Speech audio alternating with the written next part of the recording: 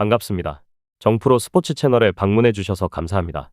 영상 시작 전에 구독과 좋아요 한 번씩만 부탁드립니다. 구독과 좋아요는 영상 제작에 있어서 저에게 큰 힘이 됩니다. 그리고 구독자 여러분들과 소통을 할 수 있는 공간을 마련해 두었습니다. 스포츠 분석도 공유하며 조합픽도 서로 공유할 수 있습니다. 이제 막 스포츠를 시작하시는 분, 적중률이 낮으신 분, 스포츠 정보가 필요하신 분들께서는 적극적으로 소통방 참여하시면 어려움 없이 도움을 드릴 수 있습니다. 경기에 대한 세부적인 정보와 조합픽이 궁금하시면 영상 하단 고정 댓글 확인 바랍니다. 이어서 경기 분석을 시작하겠습니다. UEFA 네이션스리그 첫 번째 경기, 우크라이나 대 벨기에. 리그 B 1조 2위를 차지한 우크라이나와 리그 A 2조 3위로 강등 위기에 놓인 벨기에가 격돌하는 경기로 우크라이나는 승격을 노리고 벨기에는 잔류를 위해 사력을 다해야 하는 상황입니다. 우크라이나는 최근 A매치 6경기에서 3승 2무 1패를 기록하며 준수한 경기력을 유지하고 있습니다. 특히 미하일로 무드리크, 빅토르 치앙코프, 아르템 도보빅 등의 유럽 빅리그에서 활약하는 선수들이 중심을 잡으며 공격에서 위협적인 모습을 보이고 있습니다. 우크라이나는 빠른 템포의 역습과 측면 공격을 활용한 플레이가 강점이며 중원에서의 조직력도 안정적인 편입니다. 다만 수비에서는 간혹 불안한 모습을 보이며 강한 압박을 받을 경우 빌드업이 매끄럽지 못한 경우가 있습니다. 반면 벨기에는 최근 6경기에서 1승 1무 4패로 극도의 부진에 빠져 있습니다. 특히 UEFA 네이션스리그 리그 A에서 강팀들과의 경쟁에서 어려움을 겪으며 수비적인 불안함을 노출한 것이 문제로 지적되고 있습니다.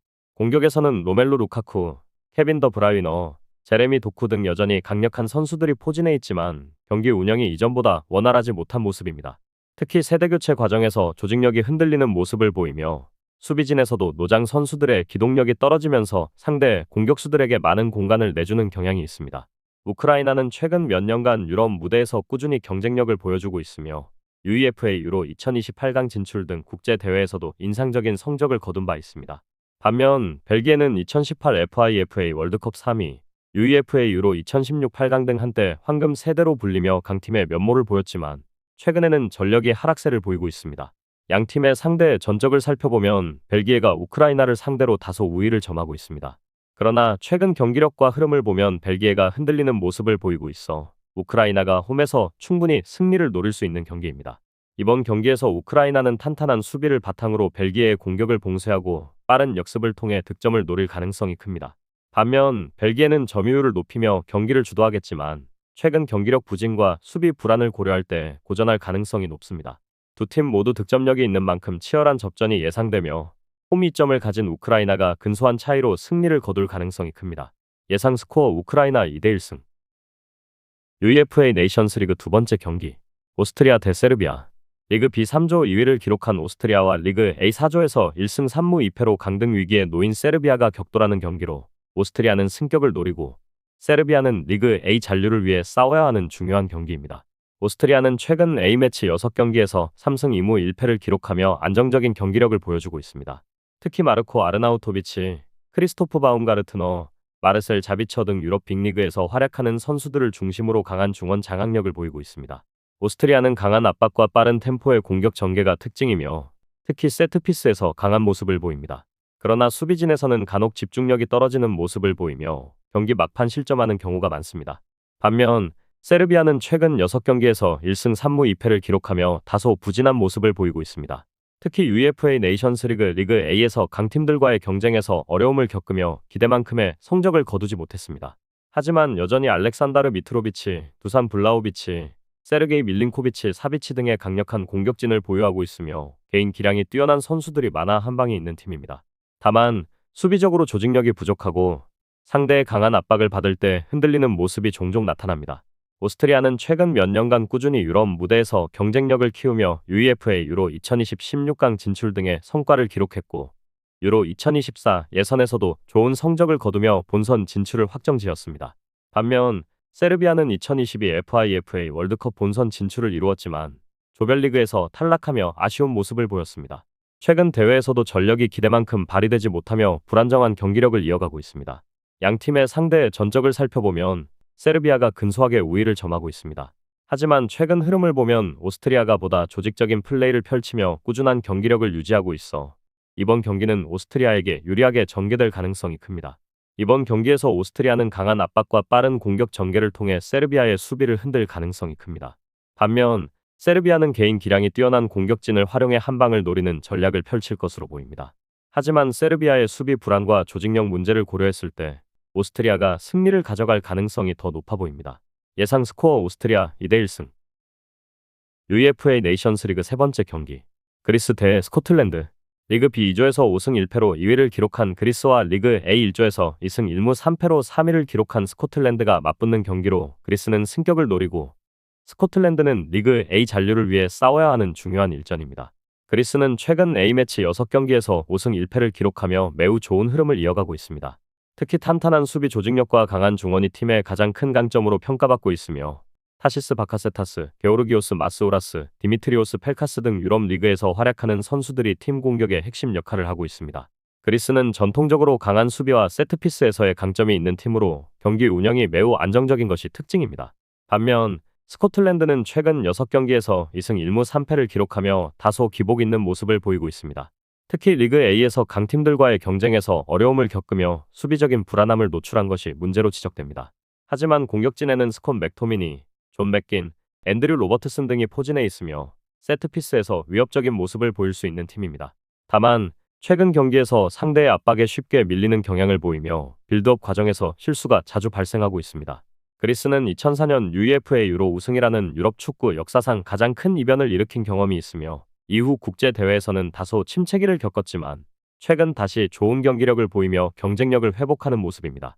반면 스코틀랜드는 최근 몇 년간 UEFA 유로 본선 진출을 꾸준히 이루었지만 FIFA 월드컵 본선 진출에는 실패하는 등 아직까지 국제 대회에서 뚜렷한 성과를 내지는 못하고 있습니다. 양 팀의 상대 전적을 살펴보면 스코틀랜드가 근소한 우위를 점하고 있습니다. 그러나 최근 경기력을 고려하면 홈에서 경기를 치르는 그리스가 좀 더 유리한 위치에 있는 것으로 보입니다. 이번 경기에서 그리스는 강한 수비 라인을 구축하고 세트피스를 활용한 득점을 노릴 가능성이 큽니다. 반면 스코틀랜드는 피지컬을 활용한 플레이와 빠른 측면 공격을 시도할 것으로 예상됩니다. 하지만 최근 경기력과 조직력을 고려하면 그리스가 근소한 차이로 승리를 거둘 가능성이 높습니다. 예상 스코어 그리스 1대0 승. UEFA 네이션스 리그 네 번째 경기. 코소보 대 아이슬란드.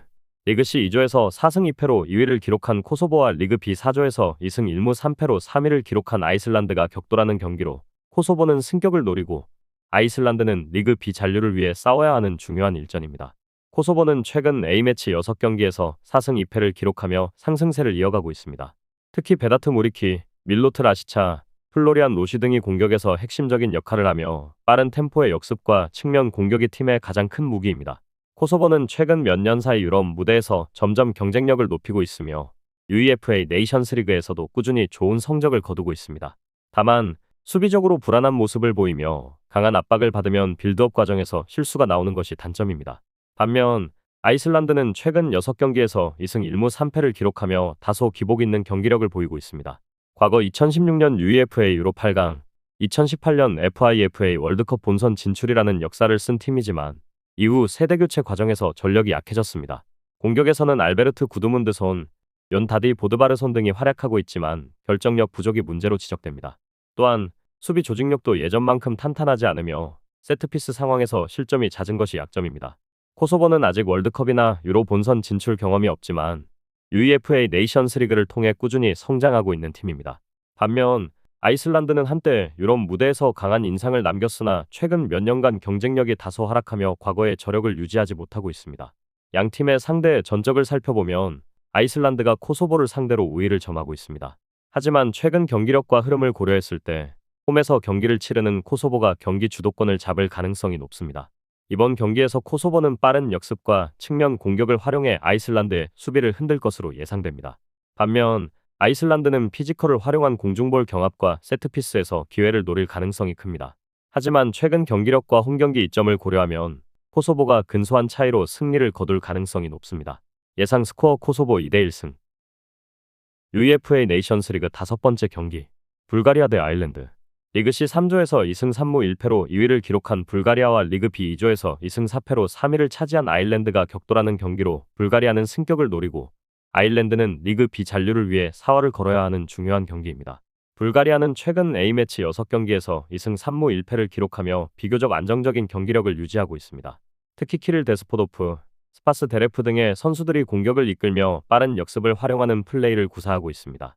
불가리아는 수비적인 조직력을 바탕으로 경기 운영을 신중하게 하면서도 기회가 오면 과감한 공격 전개를 시도하는 팀입니다. 하지만 경기 후반 집중력이 떨어지는 경향이 있으며 수비에서 실수가 나오는 경우가 잦아 실점 위험이 존재합니다. 반면 아일랜드는 최근 6경기에서 2승 4패를 기록하며 다소 기복 있는 모습을 보이고 있습니다.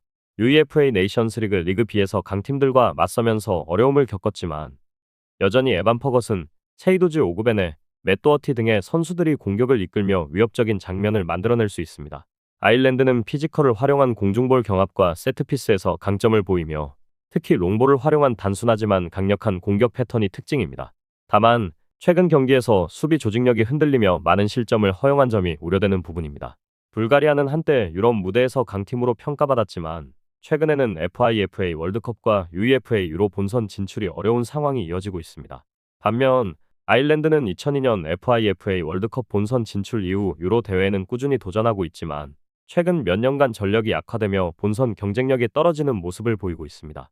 양 팀의 상대 전적을 살펴보면 아일랜드가 불가리아를 상대로 비교적 우위를 점하고 있습니다. 특히 최근 맞대결에서도 아일랜드가 패하지 않으며 강한 모습을 보였습니다. 하지만 불가리아가 홈에서 경기를 치르는 만큼 접전이 예상됩니다. 이번 경기에서 불가리아는 탄탄한 수비를 바탕으로 신중한 경기 운영을 하면서 빠른 역습과 측면 공격을 활용할 가능성이 큽니다. 반면 아일랜드는 피지컬을 활용한 공중볼 장악과 세트피스를 중심으로 공격을 전개할 것으로 보입니다. 경기 흐름을 고려하면 팽팽한 승부가 예상되며 무승부로 끝날 가능성이 높아 보입니다. 예상 스코어 1대1 무승부. UEFA 네이션스 리그 7번째 경기 네덜란드 대 스페인. 리그 A 3조에서 2승 3무 1패로 2위를 차지한 네덜란드와 리그 A 4조에서 5승 1무로 조 1위를 기록한 스페인이 격돌하는 경기로 두 팀 모두 강력한 전력을 보유하고 있는 만큼 치열한 승부가 예상됩니다. 네덜란드는 최근 A매치 6경기에서 2승 3무 1패를 기록하며 다소 기복 있는 모습을 보이고 있습니다.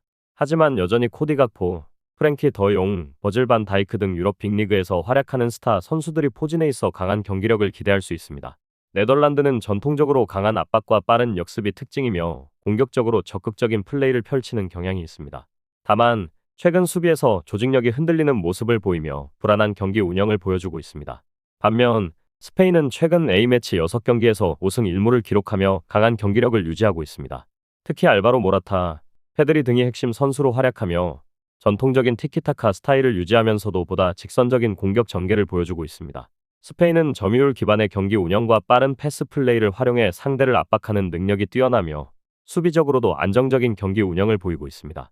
네덜란드는 유럽과 세계 축구 무대에서 꾸준히 강팀으로 평가받으며 세 차례 FIFA 월드컵 준우승, UEFA 유로 1988 우승 등의 기록을 보유하고 있습니다.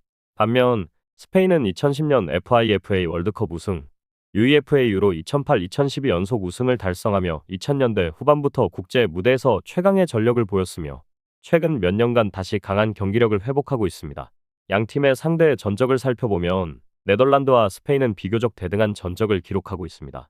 특히 네덜란드는 2014년 FIFA 월드컵 조별리그에서 스페인을 상대로 5대1 대승을 거두며 강한 모습을 보인 바 있지만 최근 맞대결에서는 스페인이 좀 더 우세한 경기력을 보이고 있습니다. 이번 경기에서 네덜란드는 공격적으로 나서면서도 빠른 역습을 활용해 스페인의 수비를 공략할 것으로 예상됩니다. 반면 스페인은 점유율을 높이며 경기 주도권을 쥔 채 네덜란드를 압박하는 전략을 펼칠 가능성이 큽니다. 두 팀 모두 수준 높은 전력을 보유하고 있어 치열한 접전이 예상되며 스페인의 조직력이 좀 더 안정적인 만큼 근소한 차이로 승리할 가능성이 높습니다. 예상 스코어 1대2 스페인 승. UEFA 네이션스 리그 8번째 경기 크로아티아 대 프랑스. 리그 A1조에서 2승 2무 2패로 2위를 차지한 크로아티아와 리그 A2조에서 4승 1무 1패로 조 1위를 기록한 프랑스가 격돌하는 경기로 두 팀 모두 유럽 강호답게 치열한 승부를 펼칠 것으로 예상됩니다. 크로아티아는 최근 A매치 6경기에서 2승 2무 2패를 기록하며 다소 기복 있는 경기력을 보이고 있습니다. 하지만 여전히 루카 모드리치, 마르셀로 브로조비치, 요슈코 그바르디올 등 세계적인 선수들이 중원을 이끌고 있어 경기 운영 능력은 뛰어납니다. 크로아티아는 전통적으로 조직적인 플레이와 탄탄한 미드필드 운영이 강점이며 상대의 강한 압박에도 흔들리지 않는 경기 운영을 펼치는 것이 특징입니다. 그러나 최근 몇 년 사이 세대 교체가 진행되면서 수비진에서 다소 불안한 모습을 보이고 있으며 결정력 부족이 문제로 지적됩니다. 반면 프랑스는 최근 6경기에서 4승 1무 1패를 기록하며 강한 경기력을 유지하고 있습니다. 특히 킬리안 음바페, 앙투안 그리즈만, 오렐리엥 추아메니 등 유럽 최정상급 선수들이 포진해 있어 강력한 전력을 보유하고 있습니다. 프랑스는 빠른 템포의 공격과 강한 피지컬을 활용한 플레이가 강점이며 특히 공격 전개 속도가 빠르기 때문에 상대의 수비가 정돈되지 않은 상황에서 강한 압박을 가할 수 있습니다. 다만 간혹 수비진이 집중력을 잃으며 불안한 모습을 보이는 경우가 있습니다.